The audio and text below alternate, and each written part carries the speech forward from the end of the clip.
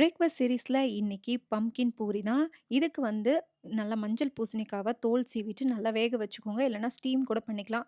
நல்லா ஸ்டீம் பண்ணிட்டு நல்லா அரைச்சுக்கோங்க பேஸ்ட் மாதிரி. கோதுமை மாவு கூட கொஞ்சமா உப்பு, மஞ்சத்தூள் சேர்த்துட்டு அரைச்சு வச்ச பேஸ்ட்டையும் சேர்த்து நல்லா மிக்ஸ் பண்ணிக்கோங்க ஒரு கரண்டி வச்சு. அதுக்கப்புறமா தேவையான அளவு தண்ணி தெளிச்சு தெளிச்சு நல்லா டைட்டான டோவா பெசஞ்சுக்கோங்க. கொஞ்சம் தண்ணி அதிகமாயிடுச்சு அப்படின்னா பூரி வந்து உப்பி வராது. அவ்வளோதான். மத்தபடி டேஸ்ட் நல்லா தான் இருக்கும்.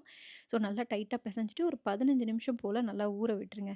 இன்கிரீடியன்ட் லிஸ்ட் வந்து டிஸ்கிரிப்ஷன்லயும், ஃபர்ஸ்ட் கமெண்ட்லயும் பின் பண்ணியிருக்கேன். வேணுன்றவங்க செக் பண்ணி பாருங்க. இதுக்கு சூப்பரான சைட் டிஷ்ஷஸும் அப்லோட் பண்ணியிருக்கேன்.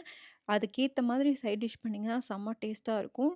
குழந்தைங்கலாம் வந்து நார்மல் பூரியவே சூப்பரா சாப்பிடுவாங்க. பெரியவங்க 2 சாப்பிட்றாங்க அப்படின்னா, இந்த பூரிய 3, 4 சாப்பிடுவாங்க. அந்த அளவுக்கு டேஸ்ட்டா இருக்கும். ட்ரை பண்ணி பார்த்துட்டு எப்படி வந்திருக்கு அப்படின்னு சொல்லிட்டு கமெண்ட் பண்ணுங்க.